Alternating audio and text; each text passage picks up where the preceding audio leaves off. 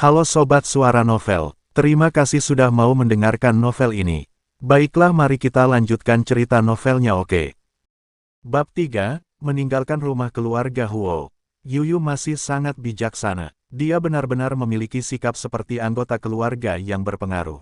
Para tamu di sebelah mereka tampaknya menyadari bahwa suasana di antara mereka tidak tepat. Mereka melangkah maju dan menyela, "Tian-Tian, meskipun kamu dan Yuyu tidak memiliki hubungan darah, kalian dapat dianggap sebagai saudara mengingat kedekatan yang luar biasa yang kalian miliki. Kamu tidak boleh mengamuk hari ini." Wanita ini pernah berinteraksi dengan Huo Tian sebelumnya dan tahu bahwa Huo Tian adalah seorang pembuat onar yang akan membuat keributan jika keadaan tidak berjalan sesuai keinginannya. Oleh karena itu, dia mencoba membantu Huo Yu mengendalikan situasi. "Kakak," Huo Tian menatap wanita yang berusaha menenangkan suasana dan teringat siapa dia. "Bibi Song, apakah menurutmu Huo Yu akan memperlakukanku seperti saudara perempuan?" Huo Yu tersenyum patuh pada Bibi Song, tetapi kata-katanya dingin. "Aku satu-satunya putri keluarga Huo, dan Huo Tian, menurutku kamu telah mendapatkan terlalu banyak barang yang bukan milikmu dalam 10 tahun terakhir. Jadi, bahkan jika kamu tanpa malu-malu tetap tinggal di keluarga Huo, aku tidak akan mengakuimu sebagai saudara perempuanku." Ekspresi Bibi Song berubah sedikit buruk. Dia tidak terlalu peduli tentang bagaimana keluarga Huo akan menghadapi putri palsu itu. Dia hanya tidak ingin Huo Tian memperburuk keadaan. Sekarang, kata-kata Huo Yu membuatnya tampak seperti orang jahat. Pada saat ini, Nyonya Huo yang sedang menerima tamu akhirnya tiba. Nyonya Huo mengangguk pada Bibi Song dan berdiri di samping Huo Yu, memegang bahunya.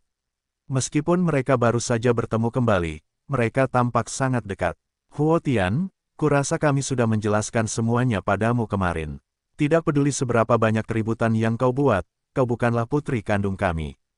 Huo Tian mengangkat bahu. "Kamu tidak perlu menekankan identitasku berulang kali. Aku tahu kamu ingin aku meninggalkan keluarga Huo secepat mungkin. Aku juga tidak berencana untuk tinggal tanpa malu-malu di keluarga yang bukan milikku." Ibu Huo mengerutkan kening. "Kalau begitu, kenapa kamu tidak pergi? Tolong, aku sudah memanggilmu ibu selama lebih dari 10 tahun. Tidak bisakah kau setidaknya membiarkanku mengisi perutku sebelum pergi?" Huo Tian berkata, "Oh benar, masih ada masalah tentang penghapusan namaku dari daftar keluarga.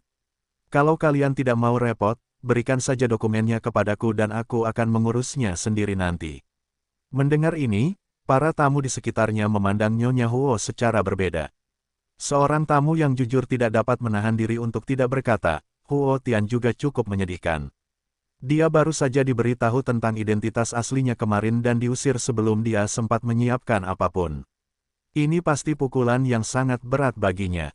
Huo Yu tersenyum dingin. "Huo Tian telah mengambil alih identitasku dan telah mencuri semua milikku selama lebih dari 10 tahun terakhir.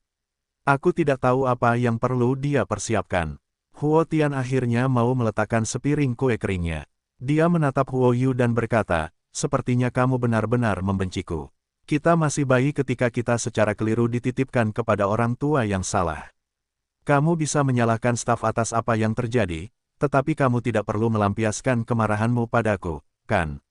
Apakah menurutmu aku melampiaskan amarahku padamu?" Huo Yu mencibir, "Tidak, aku tidak percaya staf rumah sakit swasta akan melakukan kesalahan serius seperti itu. Kecuali jika ada yang berkolusi dengan mereka." Para tamu terkesiap kaget. Mungkinkah mereka sengaja ditukar saat itu? Itu terlalu jahat. Huo Tian melihat ekspresi kesal Huo Yu dan tahu bahwa Huo Yu benar-benar mengira bahwa dirinya telah ditukar dengan sengaja. Sepertinya dia harus berhati-hati saat berhadapan dengan nona muda sejati ini mulai sekarang. "Jika kamu merasa ada yang dengan sengaja menukar hidup kita, kamu bisa menelepon polisi atau mencari bukti konkret." Huo Tian berkata dengan dingin, "Dan tidak memperlakukanku seperti penjahat hanya berdasarkan tebakanmu." Ekspresi Nyonya Huo sudah dipenuhi dengan rasa dingin dan kesal. Dia memberi isyarat kepada Huo Yu untuk berhenti berbicara dan melangkah maju untuk berkata, "Huo Tian, tidak peduli bagaimana kamu ditukar saat itu, saya pikir keluarga Huo telah melakukan yang terbaik dengan memberimu kehidupan mewah selama lebih dari 10 tahun. Kami tidak berharap kamu membalas kebaikan keluarga Huo.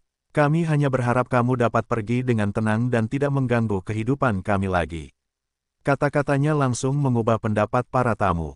Awalnya, Para tamu berpikir bahwa keluarga Huo terlalu dingin terhadap Huo Tian, tetapi setelah mendengar apa yang dikatakan Nyonya Huo, mereka merasa bahwa kata-katanya masuk akal.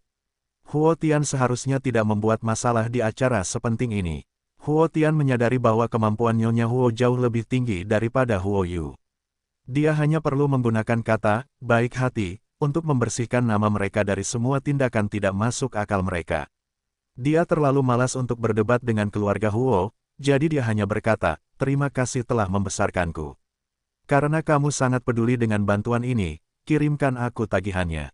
Aku akan membayar kembali semua biaya yang telah kamu keluarkan untukku di masa mendatang. Nyonya Huo hanya merasa bahwa Huo Tian tidak tahu apa yang baik untuknya. Dia tidak mau repot-repot lagi untuk bersikap sopan. Kalau begitu, silakan ikut saya untuk menandatangani surat pernyataan pemutusan hubungan dan pelunasan utang. Saya harap ini bukan hanya omong kosong. Karena dia mengatakannya dengan lantang, Huo Tian berencana untuk menepati janjinya. Tidak peduli seberapa mewahnya Huo Tian yang asli, dia yang sekarang akan menjadi orang hebat di masa depan dalam teknologi ruang waktu. Bagaimana mungkin dia tidak dapat membayar kembali semua pengeluaran yang telah dia keluarkan di keluarga Huo selama bertahun-tahun. Huo Tian dan Nyonya Huo meninggalkan aula perjamuan untuk sementara waktu, tetapi diskusi tentang mereka masih terus berlanjut di antara para tamu. Bab 4, Menumpang. Penerjemah, Atlas Studios Editor, Atlas Studios. Di ruang VIP di lantai 2, beberapa pria dengan status dan wewenang besar telah menyaksikan pertunjukan yang bagus. Zhao Feng mengangkat alisnya sedikit dan berkata, Tuan Huo, masalah keluarga Anda bahkan dapat difilmkan dalam drama etika keluarga. Sungguh mengasyikkan, bukan begitu, Ah Huan. Lebih tepat dikatakan bahwa orang yang dipanggilnya itu berada di antara fase pemuda dan pemuda, bukan pria dewasa. Namun, tidak ada seorang pun yang berani meremehkannya karena usianya. Tatapan mata si Huan dingin. Sangat membosankan. Wah, kamu benar-benar menganggap alur cerita yang menarik itu membosankan. Zhao Feng mendecak lidahnya dan berkata, oh iya, waktu Tuan Besar Huo masih ada. Dia bahkan bilang ke keluargamu kalau dia mau kamu bertunangan dengan nona palsu itu. Dia adalah wanita yang hampir jadi tunanganmu. Kamu sama sekali tidak tertarik. Tuan Huo segera berkata, ayah saya dulu sangat kacau. Bagaimana mungkin Huo Tian cocok untuk Tuan Muda Si? Namun, putri kandung saya, Huo Yu, adalah gadis yang luar biasa. Jika Anda bersedia, kita bisa mengubah pertunangan ini. Sebelum si Huan sempat menolaknya, pria yang duduk di sofa lain, yang selama ini terdiam, mencibir. Pak Tua Huo, keluarga Si sudah mulai merosot. Aku tidak menyangka kau akan terburu-buru menyanjung kaki bau. Seorang bocah nakal, dengan penilaianmu, tidak heran kau membantu orang lain membesarkan putri mereka selama lebih dari 10 tahun dengan sia-sia. Sebagai teman si Huan, Zhao Feng merasa sulit menoleransi seseorang yang memandang rendah dirinya. Namun, si Huan sama sekali tidak peduli dengan provokasi semacam ini.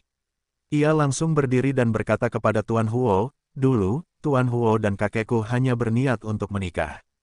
Kedua keluarga kami tidak memiliki perjanjian pernikahan, jadi masalah pergantian pasangan tidak ada. Tuan Huo, saya masih ada urusan, jadi saya pamit dulu. Zhao Feng mengikuti si Huan keluar dari villa keluarga Huo. Dia mendecakkan lidahnya dan berkata, orang Huo itu tidak menginginkanmu menjadi menantunya. Dia hanya berpikir untuk bekerja sama denganmu untuk mengembangkan sebidang tanah itu. Mengapa kamu tidak berjanji padanya untuk bergaul dengan Huo Yu terlebih dahulu? Kita bisa membicarakan pernikahan nanti. Yang terpenting sekarang adalah menyelesaikan proyek bisnis untuk distrik perbelanjaan baru. Keluarga Huo terlalu berpikiran sempit dalam cara mereka melakukan sesuatu. Si Huan berkata, Huo Corporation bukanlah mitra yang baik untuk diajak bekerja sama. Selain itu, ada juga Hein Corporation yang bersaing dengan kita.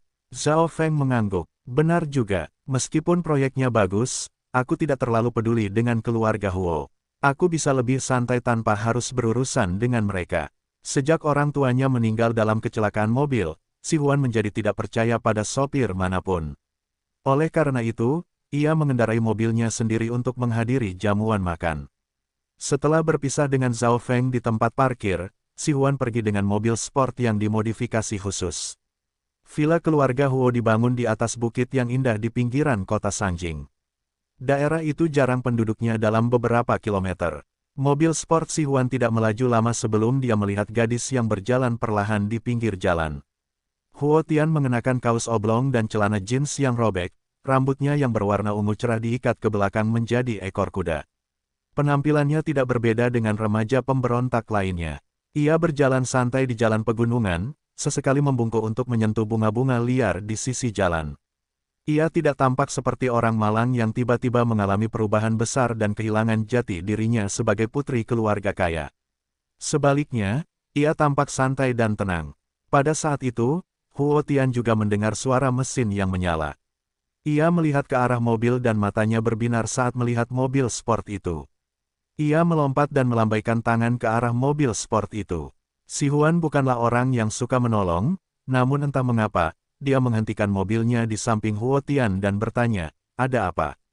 Huo Tian membungkuk dan tersenyum lebar kepada si Huan, tidak menyadari bahwa senyum cerahnya terlihat begitu konyol di wajahnya yang penuh warna. "Tuan, Anda juga akan turun gunung, kan? Bisakah Anda memberi saya tumpangan?" Tatapan Si Huan menyapu wajahnya yang kotor dan pakaiannya yang aneh. Akhirnya, dia mengangguk dan berkata, "Tentu, masuk ke mobil." Huo Tian segera masuk ke dalam mobil sport dan memuji dengan berlebihan, "Wah, Tuan, Anda adalah orang paling membantu yang pernah saya temui." Si Huan mencibir. Dia tidak ingin menanggapi pujian yang begitu sederhana dan lugas, yang sama sekali tidak memiliki ketulusan. Huo Tian tampaknya tidak keberatan jika dia menerima balasan. Dia bersandar di jendela mobil dan menatap pemandangan di luar. Setelah beberapa saat, dia menyenandungkan lagu yang belum pernah didengar Si Huan sebelumnya.